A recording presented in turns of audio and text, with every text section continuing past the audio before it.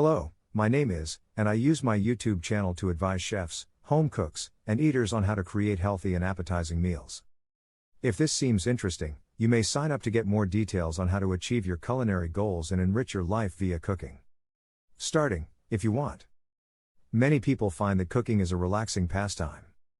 It's a way to get away from the routine tasks of daily living. Do you hunger for the tastiest and mouthwatering recipes that satisfy famous restaurants? This advice on cooking is something you should look into. In addition to the ingredients, cooking instructions, recommended time, and nutritional value, each recipe also has an associated photograph or video. Inspiring recipes from some of the world's best chefs are provided in the hopes that they may help you create some really memorable meals. Here are 2 mouth-watering recipes that satisfy famous restaurants. 1. Chili toast with a quattro fromage kick. A 5-slice ingredients. To make 30 grams of Amul processed cheese, shred 30 grams of mozzarella and 30 grams of Emmental. Add 10 grams of scarmazza to the mix. Chili flakes and finely chopped green chili should be combined with 50 grams of white sauce and 20 grams of cream for optimal flavor.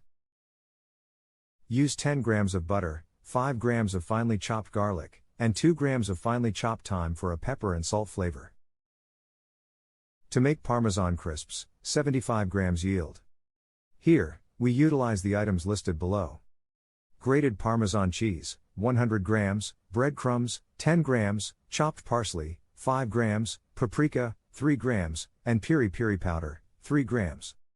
2 grams of sun-dried tomatoes, 3 grams of thinly sliced baby carrots, 3 grams of thinly sliced asparagus, and 5 grams of Parmesan crisps.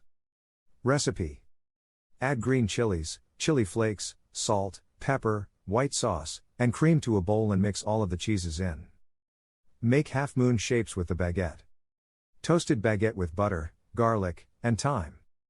Repeat the toasting process until the cheese begins to melt after you add the cheese batter. Blend with some carrot and asparagus. Then, sprinkle on some sun-dried tomatoes, a Parmesan crisp, some beetroot aioli, and some sriracha aioli. Mix everything by kneading it together. Make a baguette shape in a baking pan and let it rest for an hour.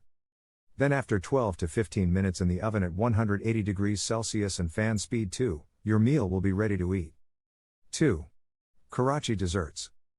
Ingredients for Karachi desserts. There should be 4 cups of boiling spaghetti and 150 grams of chicken breasts, sliced into 14-inch thick strips. Use 2 tablespoons of olive oil and 3 to 4 garlic cloves, finely chopped, half of a medium onion, chopped, 12 teaspoons each of pepper and salt, half teaspoon of red chili flakes.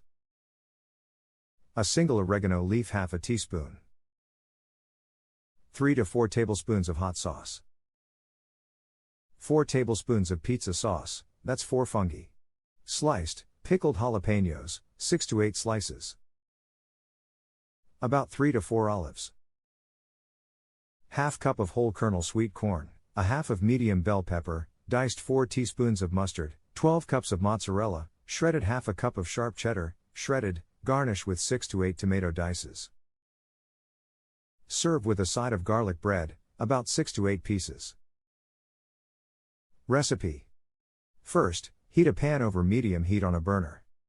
Toss some olive oil into the pan and turn the heat on medium. Toss the sliced onions and garlic into the oil after it's heated and let them fry for a minute. Put in the chicken and the mushrooms, and cook them until the chicken is cooked. Season the chicken with salt, pepper, red chili flakes, oregano, ajinomoto, chili sauce, and pasta sauce, then let it simmer for a minute.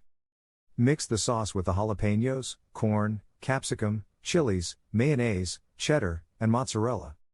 To avoid overcooking the veggies, remove the pan from the heat as soon as the cheese has melted and become stringy. Lastly, add the penne pasta and fold it in gently so that it is uniformly covered with the sauce. Be patient, you don't want to mush the pasta. Garnish with cheese, oregano, and tomatoes, and serve with garlic bread and a couple of pieces on the side for dipping. To give the cheese a good sear, I use a flaming torch.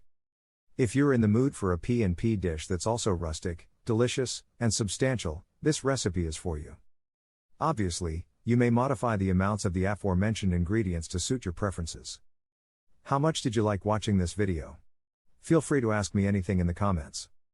If you're interested in seeing more videos on different culinary recipes and ways to improve your quality of life, be sure to subscribe to our channel to remain updated.